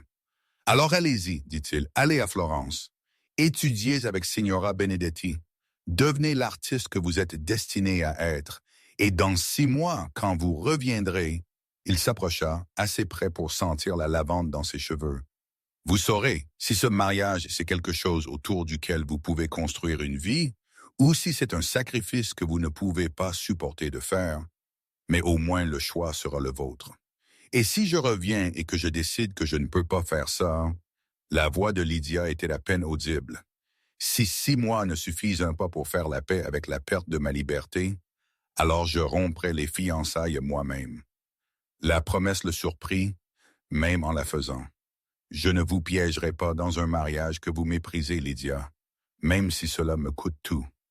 Elle le fixa, cherchant le mensonge, la manipulation sur son visage. Il la laissa regarder, ne cachant rien. « Je vous crois », murmura-t-elle finalement, et ça rend cela tellement plus difficile. Un coup à la porte les interrompit. Un des laquais se tenait là, apologétique. « Mademoiselle Carrington, votre père est prêt à partir. » Lydia hocha la tête, redressant ses épaules. Quand elle regarda à nouveau Alexander, elle s'était composée, bien que ses yeux scintillassent encore de larmes. « Merci, dit-elle formellement, pour votre hospitalité, pour les opportunités que vous m'avez offertes. Je vous écrirai de Florence. J'attendrai vos lettres avec impatience. » Ils traversèrent le manoir ensemble jusqu'à l'entrée principale où le comte attendait, impatient et irrité par le retard. Lydia monta dans la calèche sans regarder en arrière, et Alexander resta sur les marches pendant qu'elle s'éloignait, regardant jusqu'à ce qu'elle disparaisse au tournant de l'allée. Madame Winters apparut à son coude, son expression avertie. « Vous l'avez laissé partir. »« Je devais. »« Vraiment ?» Le ton de la gouvernante était doux. « Ou avez-vous simplement fait la même erreur que votre père avec votre mère, en supposant que le devoir importe plus que ce que le cœur désire? » Alexander ne répondit pas. Il ne pouvait pas. Parce que la vérité était, il ne savait pas ce que son cœur voulait. Pas avant que Lydia Carrington ne parte et emporte avec elle quelque chose de vital dont il n'avait pas su qu'il avait besoin avant qu'il ne soit parti. Les semaines qui suivirent furent étranges et vides. Alexander se jeta dans les affaires du domaine avec une concentration unique, approuvant les réparations du pont, rencontrant les locataires, révisant les comptes jusqu'à ce que ses yeux brûlent. Mais partout où il regardait, il voyait des rappels de Lydia. Le conservatoire où ses croquis gisaient encore sur la table de travail. La bibliothèque où ils avaient joué aux échecs. La salle à manger où son rire avait rendu l'espace caverneux chaleureux. Sa première lettre arriva 3 semaines après son départ.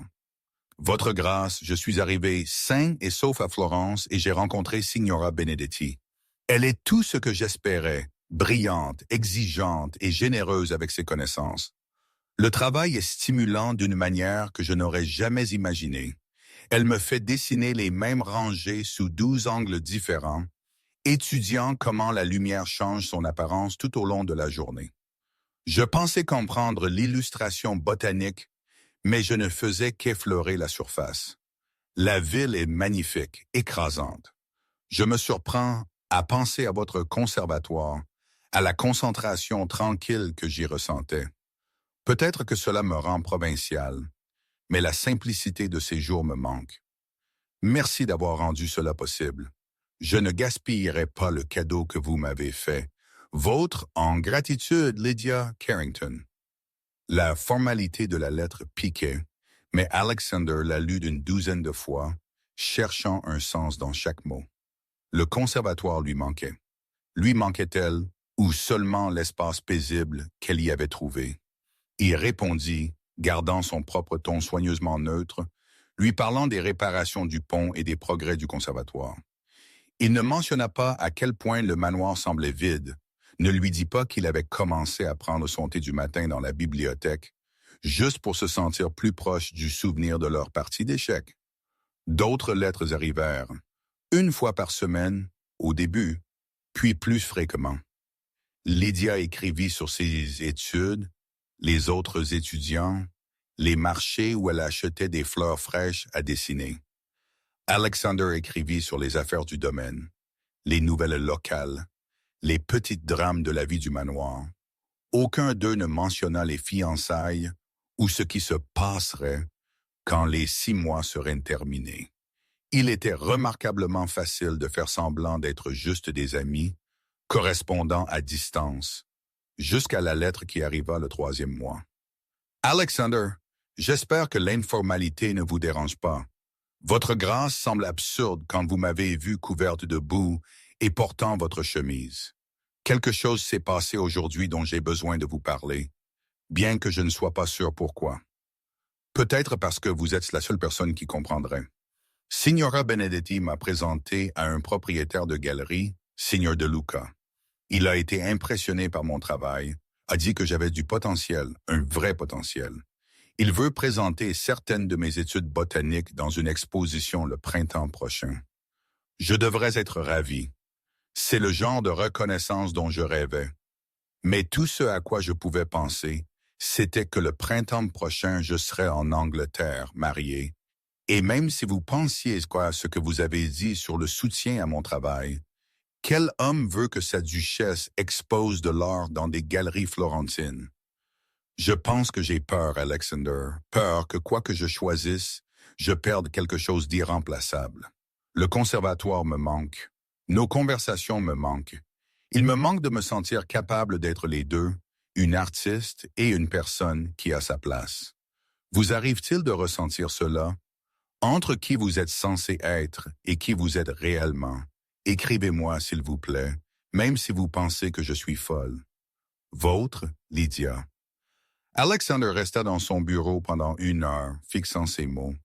Puis, il sortit du papier vierge et écrivit la lettre la plus honnête de sa vie. Lydia, vous n'êtes pas folle, vous posez la question que j'ai évitée depuis votre départ. Que se passe-t-il lorsque le devoir et le désir tirent dans des directions opposées? Mon père aurait dit que le devoir gagne toujours, que les désirs personnels sont secondaires à la responsabilité. J'ai cru cela une fois, j'ai bâti toute ma vie autour de cela. Mais j'ai passé les 3 derniers mois à errer dans ce manoir comme un fantôme, à entretenir un conservatoire que j'avais enfermé, à lire des livres que vous avez recommandés, à jouer aux échecs contre moi-même, parce que personne d'autre ne me fait travailler pour la victoire. Et j'ai réalisé quelque chose. Le devoir sans joie n'est qu'une belle prison. Pour nous deux. Alors voici ce que je propose. Acceptez l'offre de Signor De Luca. Exposez votre travail dans sa galerie. Restez à Florence aussi longtemps que vous en avez besoin pour vous établir comme l'artiste que vous êtes destiné à être. Et quand vous serez prête, pas quand les 6 mois seront écoulés, ou quand votre père l'exigera, ou quand la société l'attendra, revenez. Nous trouverons ensemble à quoi pourrait ressembler un mariage qui honore à la fois vos rêves et mes responsabilités, si vous voulez toujours m'épouser, ce qui, je le réalise, est un si important. Nos discussions me manquent aussi. Plus que je ne l'aurais cru possible de manquer quelqu'un que je n'ai connu que 4 jours. N'ayez pas peur, Lydia. Choisissez ce qui vous fait vous sentir vivante, même si cela signifie choisir de ne pas revenir. Votre, Alexander. Il scella la lettre avant de pouvoir reconsidérer, avant que la partie pratique de son cerveau ne puisse lui rappeler qu'il donnait essentiellement à sa fiancée la permission d'abandonner leur fiançailles indéfiniment. Mais c'était la vérité, et après tout, il lui devait la vérité. Sa réponse arriva plus vite que toutes ses lettres précédentes. Alexander, vous ne pouvez pas vouloir dire ça. Vous ne pouvez pas m'offrir tout sans garantie que je revienne. Qu'en est-il de l'alliance? Les attentes de votre famille, les avantages politiques que ce mariage était censé assurer. À moins que ce ne soit votre façon de mettre fin aux choses, de me laisser tomber doucement en prétendant être désintéressé, alors qu'en réalité vous avez décidé que je suis plus de problème que je ne vaux. Est-ce que cela? Essayez-vous de vous débarrasser de moi? Parce que si oui, dites-le. Ne me faites pas deviner. Ne me laissez pas espérer quelque chose qui n'existe pas. Lydia. Alexander lut la lettre 3 fois, entendant la peur et la confusion dans chaque ligne. Elle pensait qu'il l'abandonnait, pensait que c'était un rejet déguisé en générosité. Il ne répondit pas. Au lieu de cela, il se rendit dans son bureau, sortit les registres du domaine et commença à prendre des dispositions. Transfert de fonds, lettres de crédit, communication avec son homme d'affaires à Londres. Cela lui prit 2 jours de travail acharné, mais quand il eut fini, il avait restructuré tout son calendrier printanier. Puis, il fit ses bagages et partit pour la côte. Florence était exactement aussi écrasante que Lydia l'avait décrite. Alexander arriva après 1 semaine de voyage, épuisé et se sentant profondément déplacé au milieu du chaos coloré de la ville italienne. Mais il trouva le studio de Signora Benedetti assez facilement. Les indications de Lydia avaient été typiquement précises. La Signora elle-même répondit à son coup, une femme formidable d'une 60aine d'années, avec des doigts tachés de peinture et des yeux astucieux. « Je cherche mademoiselle Lydia Carrington », dit Alexander en italien prudent. Le duc anglais. La bouche de Signora Benedetti se courba d'amusement. « Elle a mentionné que vous pourriez venir, bien qu'elle ne l'ait pas cru. Vous êtes en avance. Elle n'est pas censée revenir avant 2 mois de plus. Je ne suis pas ici pour la ramener à la maison.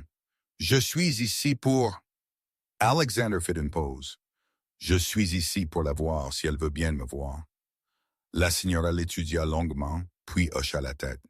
Elle est dans le jardin, en train de dessiner les roses avant que la lumière ne change, par là.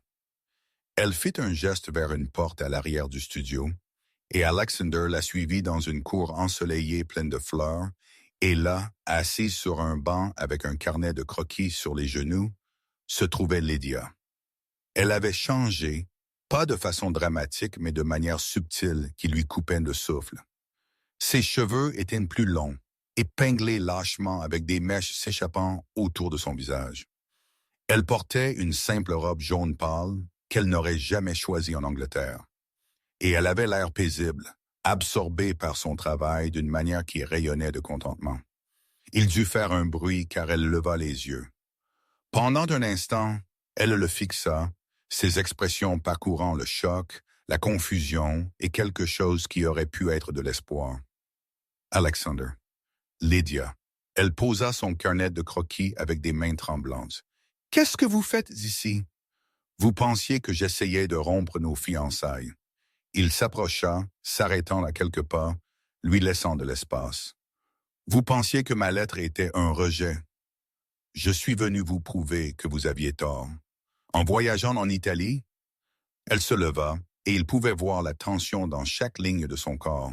« C'est, vous ne pouvez pas juste. Je peux en fait. Je suis un duc. Je peux faire ce que je veux. » Il sourit légèrement. « Il s'avère que cela inclut d'abandonner mes responsabilités pendant quelques semaines pour courir après une femme qui pense que je ne la veux pas. » Les yeux de Lydia s'écarquillèrent. « Vous avez fait tout ce chemin juste pour me dire que vous pensiez ce que vous avez dit dans votre lettre. Je suis venu parce que vous aviez peur et parce que j'ai réalisé quelque chose en étant assis dans ce manoir vide à lire vos lettres, en vous manquant. » Alexander prit une inspiration. « Je ne veux pas vous épouser parce que c'est pratique ou avantageux, ou ce que nos familles ont arrangé. Je veux vous épouser parce que ces 4 derniers mois sans vous ont été les plus longs de ma vie, parce que vos lettres sont la meilleure partie de ma journée. Parce que quand j'imagine mon avenir maintenant, vous y êtes, non pas comme une obligation, mais comme un choix, Alexander. Laissez-moi finir. » Il leva une main. « Je sais que c'est compliqué. Je sais que vous avez votre travail ici, votre exposition avec Signor De Luca. Je ne vous demande pas d'abandonner cela. Je demande... » Il s'arrêta, soudain incertain. « En fait, je ne sais pas ce que je demande. Je savais juste que je ne pouvais pas laisser les choses en l'état, avec vous doutant si je vous voulais du tout. » Lydia pleurait, des larmes coulant sur son visage même si elle souriait. « Vous êtes un idiot.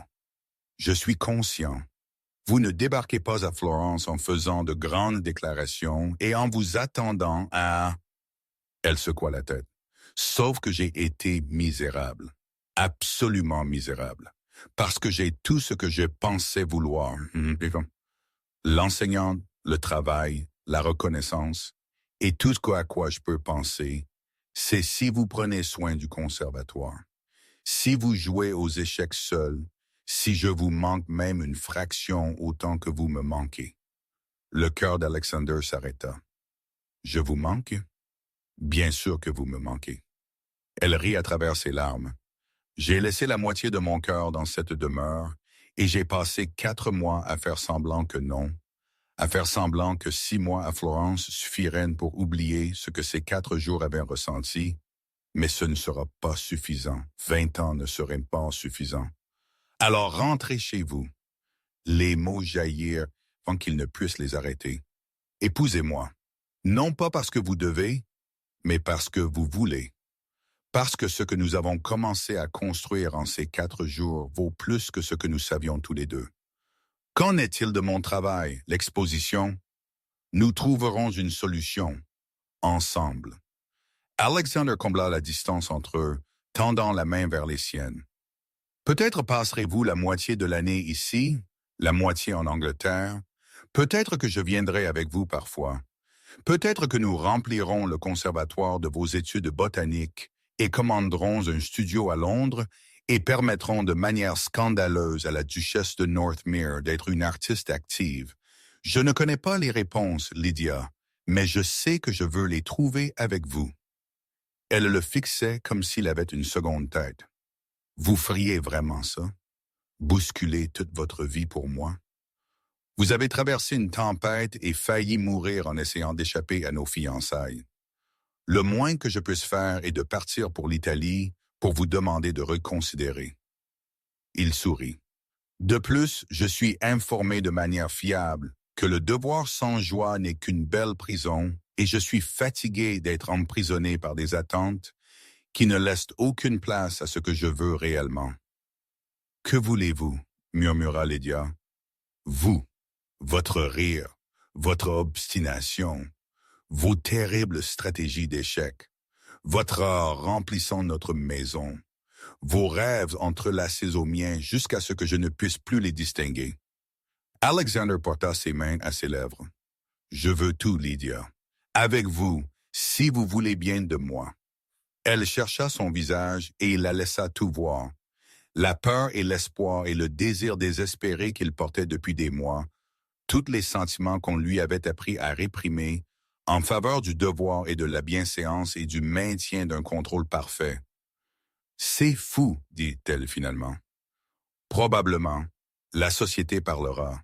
Vos pères penseront que vous êtes faible, contrôlé par votre femme. Qu'ils pensent ce qu'ils veulent, Liz. Mon père sera furieux si je ne reviens pas immédiatement. Nous changeons les termes à nouveau. Votre père, Alexander dit doucement, n'a pas de vote là-dessus, ni le mien. C'est entre nous.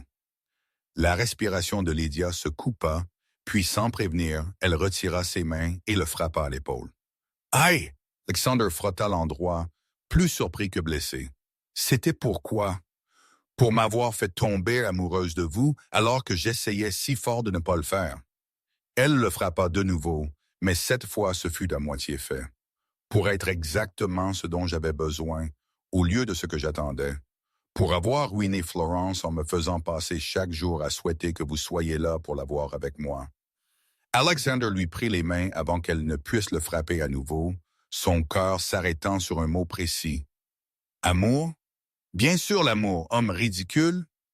La voix de Lydia se brisa. Pensiez-vous que je pleurais les lettres de n'importe qui? Que je racontais mes peurs et mes rêves à n'importe qui? Je suis amoureuse de vous depuis que vous m'avez offert le conservatoire et n'attendiez rien en retour. Peut-être avant cela, peut-être depuis que vous avez regardé mes dessins et les avez vus au lieu de simplement me faire plaisir. Lydia. Mais j'étais terrifié, continua-t-elle, les mots jaillissant maintenant. Parce que vous aimer signifiait vous donner le pouvoir de me détruire, de devenir comme ma mère, si consommée par la vie de son mari qu'elle en a oublié la sienne. Et je ne pouvais pas, je ne voulais pas. Alexander la serra dans ses bras, coupant sa spirale. Elle résista une demi-seconde, puis fondit contre lui, son visage enfoui dans sa poitrine. « Vous n'êtes rien comme votre mère, dit-il dans ses cheveux. Et je ne suis rien comme votre père. Nous sommes 2 personnes qui ont été forcées ensemble par les circonstances, mais qui ont trouvé quelque chose de réel quand même, quelque chose qui vaut la peine de se battre. Je ne veux pas me perdre dans ce mariage. Alors nous construirons un mariage où cela est impossible, où vous n'êtes d'abord la duchesse qui se trouve peindre, mais Lydia qui est une artiste et qui se trouve aussi être mariée à un duc dans cet ordre. Elle se recula assez pour le regarder, ses yeux encore humides. Vous promettez? Je promets, bien que je me réserve le droit d'être occasionnellement pompeux et ducal sur certaines choses. Comme quoi? Comme ceci. Il lui prit le visage dans ses mains. Puis-je vous embrasser, Lydia Carrington? Son sourire était éclatant, transformant son visage. Il est temps que vous demandiez. Lorsque leurs lèvres se rencontrèrent, ce ne fut rien comme les baisers dramatiques et passionnés qu'Alexander avait lus dans les romans. Ce fut hésitant, presque timide, deux personnes apprenant les rythmes de l'autre, testant la forme de cette nouvelle chose entre eux. Mais ce fut aussi parfait, juste d'une manière qui lui fit mal à la poitrine avec la certitude de cela. Quand ils se séparèrent enfin, tous deux respirant difficilement, Lydia rit. « Quoi? » demanda Alexander. « Je viens de réaliser que je n'ai jamais vraiment dit oui. À m'embrasser. Parce que cela semblait plutôt comme « À vous épouser, idiot? » Elle le poussa dans la poitrine. « Vous êtes arrivé et avez fait des déclarations et m'avez promis le monde, mais vous n'avez jamais vraiment demandé. » Alexander la fixa, puis commença à rire aussi. Il avait voyagé une semaine pour arriver ici, répéter des discours dans sa tête et complètement oublier la partie la plus importante. Il tomba à genoux là, dans le jardin, tenant ses deux mains. « Lydia Carrington, voulez-vous m'épouser? Non pas parce que nos familles l'ont arrangé, ou parce que c'est avantageux, ou parce que la société l'attend. Voulez-vous m'épouser parce que vous m'aimez et que je vous aime, et parce qu'aucun de nous ne veut passer un autre jour à se demander ce qui aurait pu être? » Oui. Aucune hésitation, aucun doute, juste ce seul mot parfait. « Oui, je t'épouse. » Il se leva, la soulevant de terre et la faisant tournoyer tandis qu'elle riait et s'accrochait à ses épaules. Quand il la reposa, ils souriaient tous les deux comme des fous. « Quand? » demanda-t-elle à bout de souffle. « Quand vous voulez. Demain, le mois prochain, après votre exposition. Vous attendrez aussi longtemps que vous en aurez besoin. Je veux terminer mes études ici, accomplir l'année complète avec Signora Benedetti. » Lydia se mordit la lèvre. « Est-ce que ça va? Pouvez-vous attendre? » « J'ai déjà attendu 4 mois. Je peux attendre 8 de plus. » Alexander lui rangea une mèche de cheveux derrière l'oreille. « Tant que je sais que vous revenez vers moi. »« Je reviens. » Elle se dressa sur la pointe des pieds, l'embrassant doucement. « Toujours, je reviens. » Ils passèrent 2 semaines à Florence et ensemble. Alexander rencontra Signor De Luca et vit l'espace de la galerie où le travail de Lydia serait exposé. Il la regarda étudier avec Signora Benedetti, s'émerveillant de la façon dont elle se perdait dans le travail, la concentration féroce qui la rendait encore plus belle. Ils se promenèrent dans la galerie des offices, prirent des repas dans de minuscules trattorias et parlèrent sans fin de l'avenir qu'ils allaient construire ensemble. Les plans prirent une forme lentement. Lydia terminerait son année à Florence, puis reviendrait en Angleterre pour le mariage.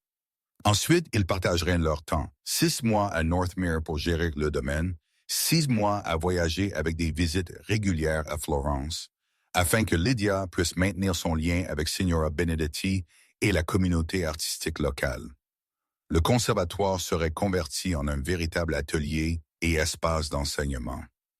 Lydia voulait offrir des cours à de jeunes femmes intéressées par l'art botanique, créant des opportunités qui avaient été refusées à la génération de sa mère. « Vous réalisez que ce sera scandaleux, » dit Lydia un soir, alors qu'ils étaient assis dans un café à regarder le soleil se coucher sur l'Arno. Une duchesse qui travaille, qui voyage indépendamment, qui s'intéresse plus aux plantes qu'aux commérages. « Bien, » Alexander entrelaça ses doigts une avec les siens. « Je suis fatigué de prétendre que le conventionnel est la même chose que le correct. Laissez-les parler. Votre mère aurait aimé ce plan, dit Lydia doucement. Elle m'aurait aimé, je pense. Elle vous aurait aimé. La gorge d'Alexander se serra. Elle aurait aimé que son conservatoire apporte à nouveau de la joie à quelqu'un. J'en prendrai soin. Quand je reviendrai, je le rendrai beau. C'est déjà beau. Vous l'avez rendu beau. Lydia posa sa tête sur son épaule et ils restèrent dans un silence confortable, tandis que le ciel virait d'alors et à l'ambre. Demain, Alexander partirait. Ses responsabilités ne pouvaient être ignorées indéfiniment. Mais ce soir, ils avaient ceci.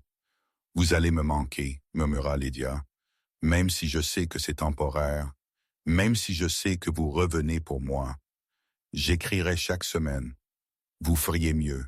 Vos lettres sont la seule chose qui m'a gardé saine d'esprit ces derniers mois. Les miennes aussi. » 8 mois semblèrent en soudain une éternité. Mais Alexander avait appris la patience, avait appris que certaines choses, les choses importantes, valaient la peine d'être attendues. Quand il quitta Florence 3 jours plus tard, Lydia se tenait dans la cour du studio de Signora Benedetti et le regarda partir. Elle ne pleura pas cette fois, se contenta de sourire et de faire signe, sûre de savoir que ce n'était pas un adieu. C'était juste une pause, une respiration entre les chapitres, et quand l'histoire continuerait, ils l'écriraient ensemble. 8 mois plus tard, l'Église était bondée de tous ceux qui comptaient dans la société londonienne.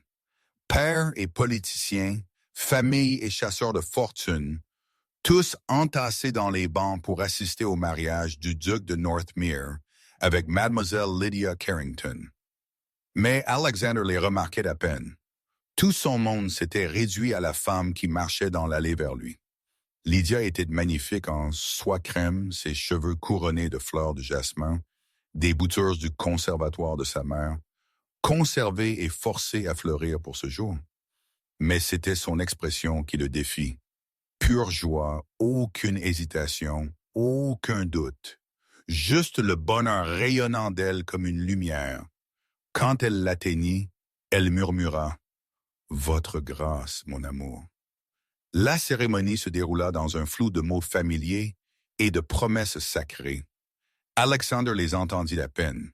Il était trop occupé à mémoriser la sensation de la main de Lydia dans la sienne, la façon dont elle souriait quand le prêtre les déclara mari et femme, la façon dont elle l'embrassa comme s'ils étaient les 2 seules personnes au monde. Le petit déjeuner de mariage qui suivit fut un exercice pour maintenir la bienséance tout en désirant désespérément être seul avec sa nouvelle épouse. Alexander endura les félicitations de personnes qu'il connaissait à peine, les pics subtils de ses pères qui pensaient qu'il avait été insensé d'attendre, et les commentaires autoritaires de son nouveau beau-père sur la sécurisation enfin de l'alliance. Mais alors Lord Westmore, un des membres les plus conservateurs du cercle social d'Alexander, s'approcha avec une préoccupation à peine voilée.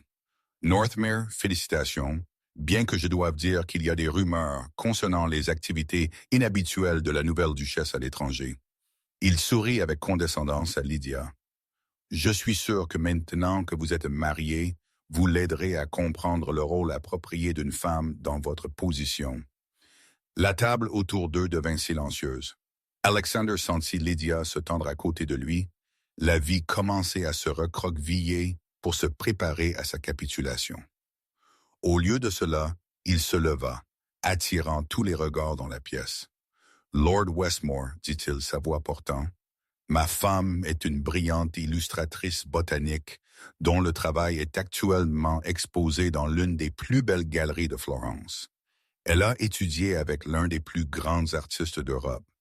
Elle a l'intention de continuer ce travail, d'enseigner et de créer et de contribuer quelque chose de significatif au monde au-delà de l'organisation de dîners et de la gestion d'un foyer. » Il fit une pause, laissant cela pénétrer.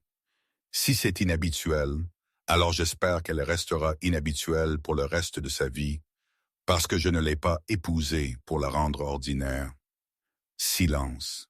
Silence absolu et stupéfait. Puis Lydia se leva à côté de lui. Sa main trouva la sienne. Et je ne l'ai pas épousée pour être gérée ou contrôlée ou réformée en une version acceptable de moi-même.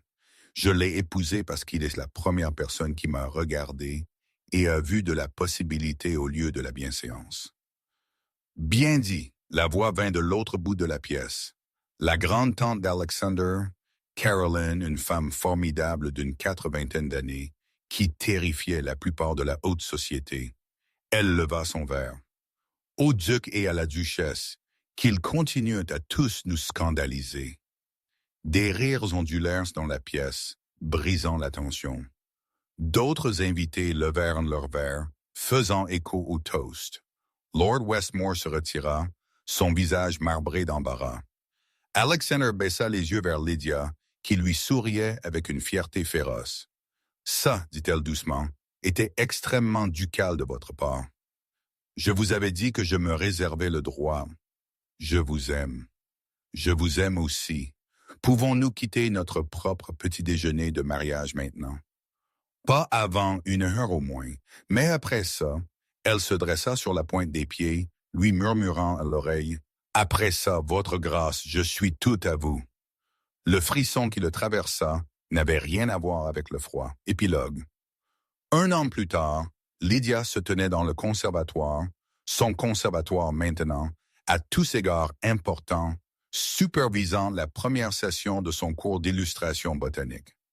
8 jeunes femmes étaient assises à des chevalets disposés autour de la pièce, esquissant les fleurs d'hibiscus qu'elle avait faites fleurir dans le parterre tropical. « Rappelez-vous, dit-elle, se déplaçant entre des chevalets, vous ne dessinez pas seulement ce que vous voyez. Vous enseignez aux spectateurs à le voir comme vous le voyez. Chaque ligne compte, chaque ombre raconte une histoire. » Une des filles, Emma, la fille du forgeron du village, leva les yeux avec des yeux brillants. « Comme ceci, votre grâce? » Lydia examina le travail d'Emma, son cœur gonflant de fierté. La jeune fille avait un talent brut, le genre qui méritait d'être développé quelle que soit sa condition. Exactement comme ça. La façon dont vous avez capturé la lumière à travers les pétales est exquise. La leçon continua pendant une autre heure, et quand les filles rangèrent enfin leur fourniture, bavardant avec excitation à propos de la session de la semaine prochaine, Lydia ressentit un profond sentiment de satisfaction. Ceci, enseigner, créer un espace pour que les autres grandissent, était tout ce qu'elle avait espéré. « Vous rayonnez, » dit Alexander depuis l'embrasure de la porte. Elle se retourna, souriant à son mari. Il avait laissé tomber sa veste quelque part. Ses manches retroussées, l'air beaucoup trop séduisant pour quelqu'un qui était censé avoir travaillé sur les registres du domaine tout l'après-midi. « Elles sont si talentueuses, dit Lydia. Emma, surtout. Elle pourrait vraiment devenir quelque chose si on lui en donnait la chance. Alors nous nous assurerons qu'elle ait cette chance. » Alexander la serra dans ses bras, lui embrassant la tempe. « Comment ça se sent d'enseigner votre premier vrai cours? »« Parfait, juste. » Elle se pencha contre lui. « Merci pour ça, pour avoir fait de la place pour quelque chose que j'aime. »« Toujours, dit-il. Bien qu'il y ait quelque chose que je voulais vous dire. » Lydia dit doucement. « Quelque chose qui pourrait compliquer nos plans de voyage pour le printemps prochain. » Alexander recula légèrement, étudiant son visage. « Qu'est-ce que c'est? » Elle lui prit la main et la posa doucement sur son abdomen encore plat, son sourire radieux. « Je suis enceinte. Nous allons avoir un bébé. » Pendant un instant, il ne put respirer. Ses yeux s'écarquillèrent, tombant là où sa main reposait, puis revenant à son visage. « Vous êtes, nous sommes... » « Oui. » Elle rit de son expression stupéfaite. « J'avais des soupçons depuis quelques semaines, mais je voulais être certaine avant de vous le dire. »« Un bébé, » murmura-t-il, sa voix épaissie par l'émotion. « Un bébé qui grandira en regardant sa mère créer de belles choses et en sachant qu'il peut être tout ce qu'il veut être. » Alexander lui prit le visage dans ses mains. « Qui apprendra que le devoir et la joie ne sont pas des opposés? Que vous pouvez construire une vie qui honore les deux. » Des larmes coulèrent sur les joues de Lydia. Des larmes de joie cette fois. Notre bébé. Notre bébé, acquiesça-t-il. Bien que cela signifie que nous devrons peut-être reporter le voyage à Florence jusqu'à l'automne. Je m'en fiche. Et elle s'en fichait. Parce que debout ici dans ce conservatoire, entouré de plantes en fleurs et des preuves de rêves réalisés, avec les bras d'Alexander autour d'elle et leur enfant grandissant en elle, c'était tout ce qu'elle n'avait jamais su vouloir. Tout ce que ces 4 jours trempés de pluie avaient promis. « Je vous aime, dit-elle, tellement que ça me terrifie parfois. Je connais ce sentiment. » Alexander l'embrassa doucement. « Mais nous serons terrifiés ensemble, tout comme nous serons tout le reste ensemble. » À travers les fenêtres du conservatoire, le soleil de fin d'après-midi peignait tout en or. Les fleurs d'hibiscus hochèrent la tête dans une brise qui portait le parfum du jasmin, de la terre et de la possibilité. Et à ce moment, enveloppée dans les bras de son mari avec leur avenir prenant forme entre eux, Lydia Langford, duchesse de Northmere, artiste, enseignante, épouse et bientôt mère, comprit enfin ce que la liberté signifiait réellement. Non pas l'absence d'engagement ou de devoir, mais la présence de choix et d'amour, et de quelqu'un qui voyait tout ce que vous étiez et disait « oui quand même ». Elle avait traversé une tempête une fois, désespérée d'échapper à une cage, et avait trouvé au lieu de cela que la maison n'était pas du tout une prison. C'était ceci, lui, eux, toujours, fin. Merci d'être resté jusqu'à la fin. Cette histoire existe grâce à vous, votre temps, votre attention, votre volonté de croire en un amour qui honore complètement les deux personnes. Si cette histoire vous a touché, je vous serais reconnaissant si vous aimiez, commentiez et vous abonniez. Faites-moi savoir ce qui a résonné en vous, ce qui vous a fait vous sentir vu. Votre soutien signifie tout, et c'est la raison pour laquelle je continuerai à raconter des histoires de personnes qui se trouvent l'une l'autre contre toute attente. Merci d'être ici. Vous êtes la raison pour laquelle ces histoires prennent vie.